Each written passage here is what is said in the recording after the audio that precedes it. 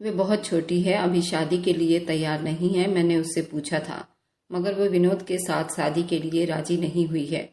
उसने उसे कभी उस नज़र से नहीं देखा। जूली उस वक्त बहुत शर्मिंदा महसूस कर रही थी।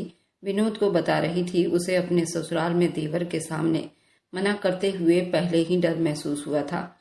विनोद एकदम गुस्से से खौल उठा था। उसे उम्मीद नहीं थी कि दर्शनी जैसी मामूली लड़की उसे मना करेगी। भला क्या कमी थी उसमें? बाप का आधा बिजनेस पहले ही उसके नाम पर था। दौलत, शोहरत, शकल सूरत बहुत खूबसूरत थी। लोग पलटकर उसे देखने लग जाते थे और दर्शनी जैसी मामूली लड़की के लिए उसने माधवी जैसी हाई फाई क्लास लड़की का रिश्ता ठुकराया था। मगर सामने से उसे साफ मना कर दिया गया था। वह कुछ पल तो सामने बैठी अपनी जूली भाभी को देखता रहा और फिर चुप से उठकर अपने कमरे में चला गया। वह बुरी तरह से बौखला गया था। वह बार बार अपने कमरे का चक्कर काट रहा था। दूसरी तरफ अपने कमरे में बैठी दर्शनी ने अपने नखून काट काट कर उंगलियों को पूरा जख्मी कर दिया था। आखिरकार उसकी इतनी हिम्मत कैसे हुई कि वो मेरे लिए अपना रिश्ता भेजे? बेशरम लड़का। लगता है उसका दिल माधवी से भर गया होगा, जभी तो वो अब मेरे ऊपर डोरे डाल रहा है। मैंने पहले ही कहा था मुझे ये लोग अच्छे नहीं लगते। मैं आपसे ही बातें करते हुए बहुत गुस्से में टहल रही थी। विनोद का रिश्ता जूली और उसके ससुर लेकर आए थे तो दादी बिल्कुल चुप थी। उन्होंने दर्शनी से अकेले में बात की थी। वह तो रिश्ता सुनते ही बिल्कुल गुस्से में आ गई थी। दादी ने उसे समझाने की बहुत कोशिश भी की थी, इतना अच्छा रिश्ता बार बार नहीं आएगा, मगर दर्शनी तो कुछ सुनने के लिए ही तैयार नहीं थी। उसे विनोद की शकल सूरत से ही चिढ़ हो गई थी। उंगलियों में दर्द होने लगा। उसने दोनों हाथों में अपना सर गिरा लिया। तभी बेड पर धीरे से उसके मोबाइल की बेल बजी। किसी अनजान नंबर से कॉल आ रही थी। दर्शनी ने कॉल रिसीव की, मोबाइल को कान से लगाया। मैंने सुना है कि तुमने मुझसे शादी करने से मना कर दिया है, क्या मैं वजह जान सकता हूँ? दूसरी तरफ से वो थोड़ा ठहरे हुए शब्दों में पूछ रहा था। दर्शनी एक पल के लिए बिल्कुल चुप रह गई। जी हाँ, बिल्कुल मना किया है। आखिर ऐसा क्या है आप में कि मैं आपसे शादी करने के लिए मजबूर हो जाऊं? एक धोखेबाज आदमी हो। पहले तो माधवी पर डोरे डाल रहे थे। आप बेशरम हैं। मुझे किसी भी एंगल से आप में ऐसी कोई खूबी नजर नहीं आती कि मैं आपसे शादी करूं। वह बगैर रुके बोलती जा रही थी। दूसरी तरफ वह चुपचाप था। हाँ, अब उसके कानों की लौ तक सुलग उठी थी। तो ठीक है, मैं बता देता हूँ कि तुम्हें मुझसे शादी क्यों करनी चाहिए। उसने कॉल काट दी थी। दर्शनी ने हैरानी से मोबाइल को देखा। अगले ही पल उसके व्हाट्सएप पर दूसरे नंबर से कुछ मैसेज रिसीव हुए थे। दर्शनी ने मैसेज खोला तो जैसे उसके कदमों तले से जमीन निकल गई थी। मोबाइल छूटकर नीचे गिरा था। वह फटी फटी निगाहों से मोबाइल को देखे जा रही थी। उसे यकीन नहीं आ रहा था कि जो कुछ उसने देखा वह सच था। उसकी तस्वीर थी जो बिल्कुल छुप कर ली गई थी। वह तस्वीर जब दर्शनी अपने बाथरूम में नहा रही थी तब खींची गई थी। वह बहुत ही शर्मनाक तस्वीर थी। अब उसका कमजोर कड़ी उसके पास था। वह कांपते हाथों से उसने मोबाइल उठाकर दूर फेंका, जैसे उसे यकीन न आया हो कि जो कुछ उसने देखा था वह सच था या झूठ। मगर वह सच्चाई अब उस तस्वीर में कैद हो चुकी थी। कांपते हाथों से उसने वह तस्वीर डिलीट की। मोबाइल पर दोबारा से विनोद कॉल कर रहा था। दर्शनी का सांस कहीं सीने में ही गुम हो गया था। कांपते हाथों से उसने कॉल रिसीव की। मोबाइल कान से लगाया। मैं तुम्हें ब्लैकमेल नहीं करना चाहता, लेकिन जिस हाल में मैंने तुम्हें देख चुका हूँ उसके बाद तुम्हें मुझसे शादी करनी चाहिए। तुम समझ सकती हो ना, अगर ये तस्वीर तुम्हारे पूरे फैमिली ग्रुप में भेज दूं तो सब लोग तुम्हें देखकर एंजॉय करेंगे। तुम्हें बहुत खराब लगेगा ना। मुझे तुम पसंद आ गई हो और विनोद का दिल जिस पर आ जाए उसे वह हासिल करके ही रहता है। मैं सुबह एक बार फिर भाभी को भेजूंगा। इस बार रिश्ते के लिए मना नहीं होना चाहिए। दो टूक अंदाज में कहते हुए विनोद ने फोन काट दिया, जबकि दर्शनी अब इतनी हिम्मत भी नहीं बची थी कि फोन कान से हटा लेती। उसे बहुत घबराहट हो रही थी। वह डर की निगाहों से सामने दीवार को देखे जा रही थी। दर्शनी अपनी किस्मत का फैसला होते देख रही थी। उसने अपना कहा सच कर दिखाया। अगली सुबह नीचे होने वाले शोर ने उसे डरा दिया। वह नीचे आई तो जूली मिठाई के डब्बों के साथ सामने बैठी थी। उसके जीजा अंकित भी थे और बाजू में उसके होने वाले ससुर थे। दर्शनी को नीचे आते देखकर उन्होंने प्यार से उसे बुलाया। हमने कब कहा कि हम उसे और ज्यादा पढ़ने नहीं देंगे? विनोद की जिद है। वह एक हफ्ते के अंदर अंदर शादी करना चाहता है और मैं अपने बेटे की कोई जिद नहीं टालना चाहता। तुम्हारी बेटी को हमारे घर में कोई प्रॉब्लम नहीं होगी। ये जितना चाहे पढ़ सकती है। वहाँ तो रुपए पैसों की भी कोई कमी नहीं और न ही उसे प्यार करने वाले लोगों की। आप बिना सोचे समझे हाँ कर दीजिए। दादी सामने बैठी उनकी बात सुन रही थी। उन्होंने एक परेशान निगाह दर्शनी पर डाली, जिसके चेहरे पर कपकपाहट के असर थे। जी मैं तो हाँ कर दूं, लेकिन दर्शनी ही नहीं मानती। वह पढ़ना चाहती है, दादी ने धीमी आवाज में कहा, लेकिन वह पथरीले असर के साथ और उनके सामने जाकर खड़ी हो गई थी। हाँ आप हाँ कर दे दादी, मैं इस शादी के लिए तैयार हूँ, मैं उनके बेटे से जरूर शादी करूंगी। उसने मुड़कर एक काट खाने वाली निगाह सामने बैठे उस आदमी पर डाली थी और उल्टे कदमों से सीढ़ियां चढ़ती हुई वापस अपने कमरे में आकर बंद हो गई थी। दरवाजे के साथ टेक लगाकर उसका दिल चाहा, वह अब फूट फूट कर रोने लगे। आज इज्जत के साथ उसकी पूरी जिंदगी भी दाव पर लगी हुई थी, जबकि नीचे बैठे विनोद और लोकेश परेशान रह गए थे। अरे बस अब देर किस बात की दादी, अच्छा है ना अपने जीते जी अपने दर्शनी के कर्तव्य से भी मुक्त हो जाएं, और इस घर में मैं हूं तो फिर परेशानी किस बात की है। जूली ने आगे बढ़कर दादी के कंधे पर हाथ रखा। उन्होंने धीरे से सर हिला दिया। हकीकत तो ये थी कि खुद वो अपनी सेहत की तरफ से भी बहुत ज्यादा परेशान रहने लगी थी। उनके अलावा जूली और दर्शनी का कोई था भी नहीं। ना चाहते हुए भी उन्होंने इस बात पर सर हिला दिया, और वे लोग तो जैसे बंजर जमीन पर सरसों उगाने को तैयार बैठे थे। 3 दिन की बाद की शादी की तारीख रख दी गई। लोकेश अपने ऑफिस चले गए थे। यूं भी उनके पास वक्त जरा कम ही होता था, मगर फोन पर उन्होंने विनोद को खबर कर दी थी कि वह जो बेताबी से छत पर टहल रहा था। खबर सुनते ही उछल पड़ा था। उसे पक्का यकीन था कि अब उसकी दुल्हन बनने में एक पल की देरी भी नहीं लगाएगी। मेहंदी और हल्दी के रस्म बीतते ही लाल जोड़े में वो बहुत खूबसूरत लग रही थी। जो भी उन्हें देखता वह हैरान रह जाता। इतनी कम उम्र की पत्नी, लेकिन बहुत खूबसूरत। चांद सूरज की जोड़ी बनाई गई थी। भगवान ने दर्शनी के दिन फेर दिए थे। दोनों बहनें एक ही घर में राज करेगी। रिश्तेदारों की बातें दर्शनी के कानों में पड़ रही थी, जहां वह स्टेज पर बैठी फोटो खिंचवा रही थी। एक गुस्से से भरी मुस्कुराहट उसके होठों पर फैली दिखाई दे रही थी। राज करूंगी या बर्बाद हो जाऊंगी, ये बात तो मैं ही जानती हूँ। एक आंसू उसके गालों से टपक कर नीचे जा गिरा था। उसे अच्छी तरह पता था जो आदमी उसकी इज्जत को हथियार बनाकर उससे शादी कर रहा था, वह भला उसकी इज्जत क्या करता। उसने उसके जिस्म का सौदा किया था, और अपनी इच्छा पूरी होते ही वह उसे किसी टिश्यू पेपर की तरह कचरे में फेंक देगा। विनोद की बेताबियां चरम सीमा पार कर रही थी। वो बस कुछ ही पल बाकी थे जब उसकी निगाह सामने पड़ी। माधवी चलती हुई उसके तरफ आ रही थी। उसके चेहरे पर बड़ी जख्मी मुस्कुराहट थी। ये है तुम्हारी मोहब्बत। मुझे जी भर कर इस्तेमाल करने के बाद अब तुम इस लड़की से शादी कर रहे हो। दर्शनी, ये तुम्हें भी इस्तेमाल करके फेंक देगा। इस आदमी के नजदीक लड़कियों की कोई हैसियत नहीं है। तुम्हें तो शायद किसी खास इंतकाम लेने के लिए दुल्हन बना रहा है, वरना तुम तो इस लायक भी नहीं कि उसके बराबर बैठ सको। नफरत से कहती हुई उसने दर्शनी पर एक निगाह डाली, जो धुआं धुआं चेहरे के साथ कभी उसे देखती, कभी विनोद को। विनोद बड़ी मुश्किल से खुद पर कंट्रोल किए बैठे था। यहाँ से चली जाओ माधवी, क्यों अपना तमाशा बना रही हो। वह गुस्से से मुस्कुराती हुई हील पहनी टकाटक बजाती हुई वहां से चली गई थी। विनोद ने जल्दी ही विदाई करवा ली। अब शादी हो चुकी थी। जिस वक्त उसे विनोद की गाड़ी में बिठाया जाने लगा, दर्शनी को यूं लगा जैसे उसका दिल किसी ने अपनी मुट्ठी में जकड़ लिया हो। उसे अपने साथ बैठे उस आदमी से बहुत डर लग रहा था, आज जिसके बारे में हर कोई तारीफ कर रहा था। मगर वह खुद क्या था। वह जिस निगाहों से उसके हाथ में पकड़े उस मोबाइल को देख रही थी, जिसमें उसने दर्शनी की नंगी तस्वीर खींचकर भेजी थी। घर लाते के साथ उसे उसके कमरे में पहुंचा दिया गया था। वह हैरानी से उस महल जैसे घर को देख रही थी। कोई और होता तो अपनी किस्मत पर नाच करने लग जाता, लेकिन वे आने वाले पल के बारे में सोच सोच कर डर रही थी। विनोद का ख्याल आते ही उसने हाथ से अपने माथे पर लगा टीका नोच कर फेंक दिया था। एक एक करके वह कानों में पहने झुमके भी उतार कर फेंक दिए थे। हाथों की चूड़ियां उतार कर फेंक रही थी। जब वह कमरे में दाखिल हुआ, आहट सुनते ही वह जहां थी वहीं थम कर रह गई थी। कमरे में दाखिल होते विनोद के चेहरे पर एक मुस्कुराहट आ गई थी। उसने अपना सगुन का दुपट्टा नीचे फेंक दिया था। बाल बिखरे हुए थे, जेवर सारे कमरे में फैला हुआ था। उसकी पीठ विनोद के तरफ थी। धीरे से दरवाजा लॉक करते वह धीरे धीरे चलता उसके पास आया। बहुत गुस्सा आ रहा है, जानता हूँ। गुस्सा तो आएगा क्योंकि मैंने तुम्हारी मर्जी के बगैर तुमसे शादी की है, लेकिन बैठो, मैं तुम्हें समझा सकता हूँ। उसने उसे कंधों से थामना चाहा, मगर दर्शनी ने उसे एक जोरदार धक्का दिया था। दूर रहो मुझसे, तुम एक बहुत गिरे हुए इंसान हो। मुझे नहीं रहना। मुझे घिन आ रही है आपसे। आपके इस पहाड़ जैसे जिस्म से कौन सी बुराई नहीं है जो आप में नहीं। शराब आप पीते हैं, लड़कियों के साथ गलत संबंध आप रखते हैं। मैंने खुद अपनी आंखों से आपको माधवी के साथ देखा था। दूसरों की मजबूरी का नाजायज फायदा उठाते हैं। कौन सी अच्छाई है आपके अंदर जिसे देखकर मैं आपको अपना पति स्वीकार करूं? नफरत है मुझे आपसे। वो बेबसी से रोते हुए जोर जोर चिल्ला रही थी।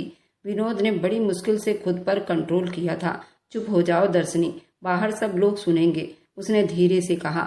लेकिन वह एक बार फिर जोर से चिल्लाई थी।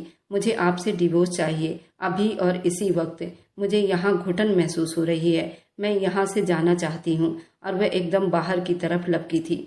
उसी पल विनोद ने उसे दोनों बाजू से दबोच कर अपने सामने कर लिया था। अब किस लिए अपने आप को बचा रही हो? अब तो शादी हो गई है, अब कहाँ जाओगी? यही तुम्हारा घर है और मैं तुम्हारा पति हूँ। मेरी बात सुनो, वह उसे कहना चाह रहा था, लेकिन वो बुरी तरह से चिल्ला रही थी। उसके चुंगल से निकलने के लिए वह नाकाम कोशिश में जुटी हुई थी, हाथ पांव मार रही थी। और यही बात विनोद के अंदर की आग को और भड़का गया था।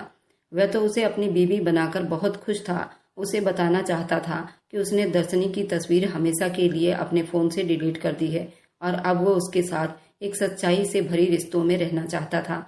लेकिन वह तो उसे और ज्यादा भड़का रही थी। बस बहुत हो गया तुम्हारा बचपना, अब मैं और ज्यादा बर्दाश्त नहीं करूंगा। उसे एक झटके से बेड पर पटकते हुए उसने अपनी शेरवानी के बटन को खोले थे। दर्शनी ने डर की निगाहों से विनोद की तरफ देखा। एक पल के लिए वह कांप कर रह गई थी, मगर विनोद फैसला कर चुका था। पलटकर लाइट का स्विच ऑफ करते उसने कमरे में बिल्कुल अंधेरा कर दिया था। प्लीज नहीं, मुझे जाने दो। दर्शनी के होठों से कांपती हुई आवाज निकल रही थी। आंखों से टूट टूट कर आंसू बहने लगे थे, मगर विनोद की मजबूत पकड़ ने उसे अपने शिकंजे में भर लिया था। अपनी इच्छा पूरी कर चुका था। तड़प तड़प कर रोते हुए उसे माधवी की बातें याद आ रही थी। वह मुझसे अपनी इच्छा के तहत शादी कर लिया था, अब मुझे इस्तेमाल करके रद्दी में फेंक देगा। सख्ती से अपनी आंखें मीचते हुए उसने खुद को आखिरी बार छुड़वाना चाहा, मगर वह बेबस बिस्तर पर पड़ी उसके प्यास बुझाने के काम आ रही थी। सुबह उसकी आंख खुली तो कमरे में हल्की सी रोशनी फैली हुई थी। खिड़की के पर्दे हटे हुए थे, भारी होते सर को थामते बड़ी मुश्किल से उसने उठकर देखा। कमरा खाली था, शायद वह कब का उठकर जा चुका था। एक नफरत भरी ख्याल दर्शनी के जिस्म में जागा था। साथ में रखे हुए घड़ी को उठाकर उसने टाइम देखा। सुबह के 10 बज चुके थे। गहरी सांस लेते हुए वह कंबल हटाकर उठ खड़ी हुई। वह जीत चुका था, अपनी इच्छा पूरी कर चुका था। अब तमाशा करने का कोई फायदा नहीं था। आखिरकार उसने दर्शनी को छोड़ ही देना था। वह चुप्पी से अब उस पल का इंतजार कर रही थी। अब उसे इसी तरह सूली पर लटक कर दिन बिताने थे। उसने गहरी सांस लेते हुए अलमारी से अपने कपड़े निकाले। आखिरी बार फूट फूट कर रो रही थी। बाकी के दिन अब उसे एक जिंदा लाश बनकर बिताने थे। अरे दर्शनी, आओ, सब लोग नाश्ते पर तुम्हारा इंतजार कर रहे हैं। विनोद तो तुम्हारे बगैर एक निमाला भी नहीं तोड़ेगा। जूली की आवाज आई तो वह तौलिया सर पर लपेटे बाहर निकल आई। आप मुझे यही कमरे में नाश्ता ला दो, अपनी बहन से कहा। वह उसका सामना एक बार फिर नहीं करना चाहती थी, मगर जूली उसका हाथ थामे बाहर ले आई। अरे ऐसे कैसे? पहले दिन की दुल्हन हो, घर में सब लोग तुम्हारा इंतजार कर रहे हैं और तुम कमरे में नाश्ता मंगवा रही हो। जूली ने उसे ले जाकर विनोद के बराबर में ही बिठा दिया था। वह सुलग कर रह गई थी। विनोद ने जरा सी निगाह उस पर डाली। पछतावे की एक लहर उसके अंदर पैदा हुई थी। शायद मुझे इतनी जल्दीबाजी नहीं करनी चाहिए थी। वह खुद अपनी हालत से परेशान था। चाय का कप यूं टेबल पर रखे वह उठकर खड़ा हुआ। मुझे जरा अपने दोस्त रवि से काम है, मैं चलता हूँ, उसने कहा तो सभी हैरान हुए। शायद रिसेप्शन की तैयारी उसे देखनी होगी। आखिर उसे हर एक चीज परफेक्ट चाहिए होती है। विनोद के पापा के मोबाइल में मैसेज आया तो सभी नाश्ते में बिजी हो गए थे। वह चुप से जूस का गिलास हाथ में लिए सामने पड़ी प्लेट को घूरने लगी। सभी लोग उसकी आवभगत कर रहे थे, खाने की चीजें बार बार उसके सामने रख रहे थे, लेकिन उसका दिल तो मुर्दा हो चुका था। वह इतना तेज ड्राइव करते हुए रवि के घर पहुंचा। कई बार बैल देने के बाद आखिरकार वह उठा। अरे दूल्हा, इतनी सुबह सुबह और चेहरे पर इतनी उदासी क्यों छाई हुई है? अपनी मनपसंद चीज हासिल करने के बाद इंसान तो हवाओं में उड़ता है, लेकिन तेरे पैर तो जमीन पर टिके हुए भी नहीं लग रहे भाई। क्या बात है? रवि उसे थाम कर अंदर ले गया तो वह जैसे बेजान सा होकर सोफे पर गिर गया। पता नहीं यार, समझ नहीं आता। मैं अपने जिद के बलबूते पर उसे हासिल तो कर लिया है, लेकिन मुझे समझ नहीं आ रही आखिर मैं क्या चाहता हूँ। उसे पाकर भी मेरा दिल तसल्ली में नहीं। कल रात मैंने उसकी निगाहों में अपने लिए इतनी नफरत देखी, मेरा दिल चाहता है मैं डूब कर मर जाऊं। वह सच ही तो कह रही थी। कौन सी बुराई जो मुझ में नहीं है? जब पापा ने मुझे विदेश भेजा था, वहाँ के आजाद हवाओं में बिल्कुल ही बेकाबू हो गया था। मैंने हर बुराई अपना ली, लड़कियों से दोस्ती की, उनके साथ हर हद पार कर दी, शराब पीना सीख लिया। ये सब मैंने वहीं से तो सीखा है। और यहाँ आने के बाद भी मैंने उन चीज़ों को बिल्कुल मामूली जाना। ये तो उस लड़की ने मुझे बताया कि इन सब चीज़ों की लत पर किसी इंसान से नफरत भी की जा सकती है। मेरी दौलत, मेरी पर्सनैलिटी, मेरा स्टेटस भी कोई चीज़ उसके नज़दीक कीमती नहीं है। अगर मेरे अंदर ये सारी बुराई मौजूद है, शायद मैं सच में बुरा इंसान हूँ। दोनों हाथों में अपने सर को गिराकर वह अजीब सा तड़प कर कह रहा था। रवि ने हैरानी से उसे देखा। वाह, कमाल है यार, तू एक लड़की की बातों में आ गया। तू भगवान का धन्यवाद कर, तेरे पास दौलत है, जायदाद है, जिसकी वजह से तूने उसे हासिल कर लिया। अब साथ रख जब तक दिल चाहता है, उसके बाद चलता करना। इतनी टेंशन किस बात की है? रवि ने शराब का गिलास उसके तरफ बढ़ाया तो विनोद ने एक झटके से सर उठाकर उसे देखा। उसकी आंखों में गुस्सा नजर आ रहा था। नो थैंक्स, मुझे ये सब नहीं पीना, वह एक झटके से उठते हुए कहा और रवि के घर से निकलता चला आया था। उसे समझ नहीं आ रही थी वह क्या चाहता है। उसे अपना बीता हुआ कल बहुत बुरा लग रहा था या अपना भविष्य, मगर एक बात तो तय थी, उसका दिल रह रहकर दर्शनी के तरफ खिंचा जा रहा था। वे बार बार उसके बारे में सोचने लगा था। उसकी बातें, उसका अंदाज, उससे उम्र में कितनी छोटी थी, लेकिन उसकी बातों ने उसे अंदर तक हिलाकर रख दिया था। क्या सच में मेरे साथ उसकी जिंदगी इतनी बेकार थी, जिसमें बुराइयों का पिटारा था, किसी चीज की गुंजाइश थी ही नहीं। नई गाड़ी सड़कों पर घुमाते घुमाते समुंदर की तरफ निकल आया था। फोन गाड़ी में ही छोड़कर न जाने कितनी देर तक वह लहरों से खेलता रहा। कई घंटे बीत गए। जब विनोद की रंगत बदलने लगी तो वह गहरी सांस लेता हुआ पलटा। रिसेप्शन का वक्त हो रहा था। अब उसे घर जाना ही चाहिए था। गाड़ी में बैठते उसने मोबाइल उठाया, बुरी तरह से चौंका। घर के हर लोगों के कॉल उसके नंबर पर आई हुई थी। कई मिस कॉल उसके मोबाइल के कतार में थी। मैसेज थे। बेकाबू होकर उसका दिल जोर से धड़क उठा। कांपते हाथों से उसने पहले मैसेज खोला और उसकी दुनिया ही वीरान हो गई। उसे लगा जैसे आसमान टूटकर उस पर आ गिरा हो। कई मैसेज अंकित का था। पापा की डेथ हो गई है। आज उन्हें अचानक दिल का दौरा पड़ा। तुम कहाँ हो? तुम्हें कब से कॉल कर रहे हैं? जल्दी घर आ जाओ, हम उनकी बॉडी को लेकर आ रहे हैं। और भी इतने सारे मैसेज थे जो न जाने कितने घंटे पहले से किए गए थे। उसके कई दोस्तों के भी कॉल आई हुई थी। विनोद को अपनी आंखें खुली रखना बड़ा मुश्किल लग गया था। ये कितनी बड़ी सच्चाई उसके सामने आकर खड़ी हो गई थी। कांपते हाथों से उसने गाड़ी स्टार्ट की, मगर आंसू थे कि बहते चले जा रहे थे। वह अभी तक उस सच को स्वीकार नहीं कर पाया था। अंधाधुन गाड़ी चलाते हुए घर के दरवाजे पर आ पहुंचा। जैसे ही उसे बुरी खबर की सच्चाई सामने आई, एक तूफान था। घर पर मर्द औरतों का भीड़ था। आज उसकी शादी की पार्टी थी। लोग हैरान थे। घर के अंदर बाहर सब कुछ भरा हुआ था। अंतिम संस्कार की तैयारी चल रही थी। वह लड़खड़ाते कदमों से चला आया, अंदर दाखिल हुआ। सबसे पहले वह अपने भाई अंकित से आकर लिपटा था और फिर न जाने कौन कौन। वह बस अब खाली खाली निगाहों से बाप की लाश को देख रहा था। वह जिसे वह दुनिया में सबसे ज्यादा प्यार करता था, आज वही नहीं था। आज सही मायने में उसे एहसास हो रहा था। खाली हो जाना किसे कहते हैं? कब उसके पिता की लाश को उठाया गया, कब उसने अपने पिता को अग्नि दी, कंधे का सहारा दिया, उन्हें अपने हाथों से अग्नि के हवाले किया। वे बस एक मशीन की तरह सारे कामों को निपटा रहा था। खाली खाली कदमों के साथ चलता हुआ जिस वक्त घर में दाखिल हुआ, घर में मातम ही फैली हुई थी। कई लोग विदा हो चुके थे, कई लोग मौजूद थे। विनोद का दिल कर रहा था जैसे वह यहाँ से भाग जाए। दीवार के साथ टेक लगाकर वह जमीन पर बैठता चला गया। फूट फूट कर रोते हुए उसने ये भी न देखा कि उसके पास कौन उसे देख रहा है। बाप की मौत पर वो पहली बार रो रहा था। किसी ने उसे ना रोका। हाँ, मगर दूर खड़ी दर्शनी एक नजर उठाकर उसे जरूर देख रही थी। आज वो पहले वाले विनोद की तरह नहीं दिखा।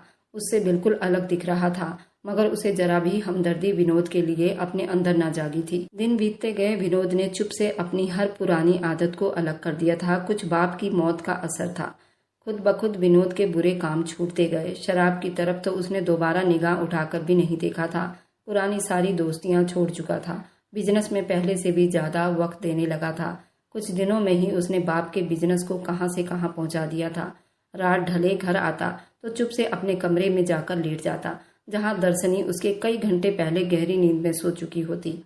दोनों के बीच बातचीत न होने के बराबर थी। वक्त बीतता जा रहा था।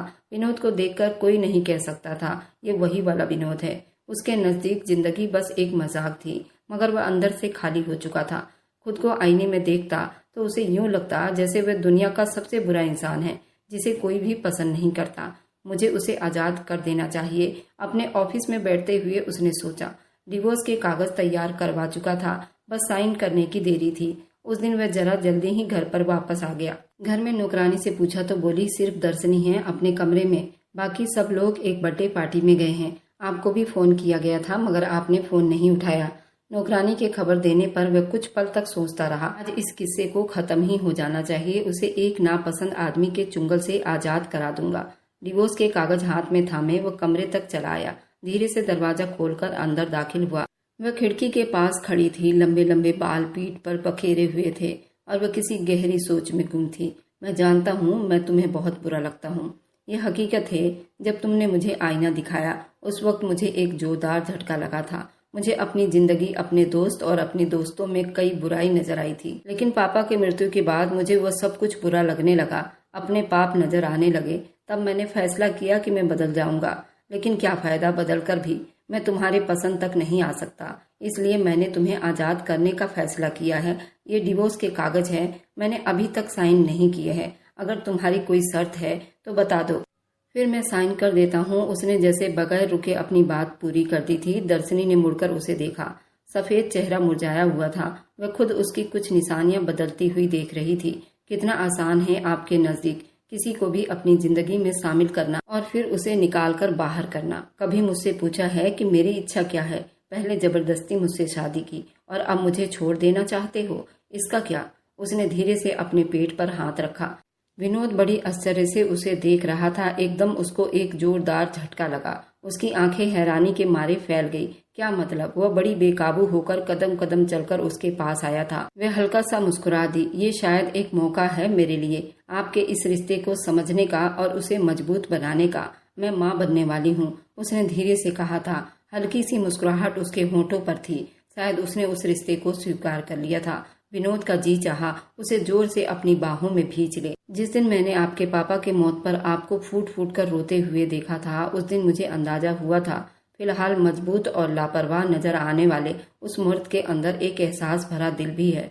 दिन बीतते जा रहे थे। मैंने अपनी आंखों से देख लिया कि आप वह सब कुछ छोड़ चुके हैं जिनसे मुझे नफरत थी। अब आप एक अच्छे इंसान हैं और एक अच्छे इंसान को मैं अपनी जिंदगी से क्यों जाने दूंगी? वो मुस्कुराते हुए कहे जा रही थी। विनोद को अपने कानों पर यकीन नहीं हो रहा था, मगर उसे यकीन करना था। भगवान ने उसे एक बार फिर जिंदगी की तरफ भेजना था। इस बार तो उसमें उनका बच्चा भी शामिल था।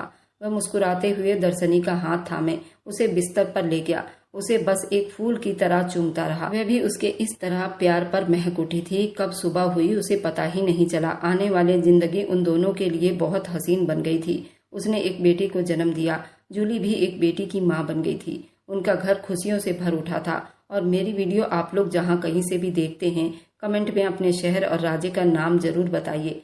मुझे आप लोगों के कमेंट पढ़ने में बहुत आनंद आता है और उन सभी का मैं बहुत बहुत धन्यवाद करना चाहती हूँ जो लोग मेरी वीडियो को देखते हैं, लाइक करते हैं और शेयर करते हैं। अगर आपको आज की कहानी पसंद आई है तो वीडियो को जरूर लाइक कीजिएगा और अपने दोस्तों के साथ शेयर भी कीजिएगा। और हाँ, अगर आपने अभी तक हमारे चैनल को सब्सक्राइब नहीं किया है तो जरूर सब्सक्राइब कर लें। मिलते हैं हम अपनी कल की एक और नई दिलचस्प कहानी के साथ। मुझ पर सदा अपना प्यार और स्नेह बनाए रखें। सभी को मेरा प्यार भरा नमस्कार दोस्तों। खुश रहें, स्वस्थ रहें, मस्त रहें।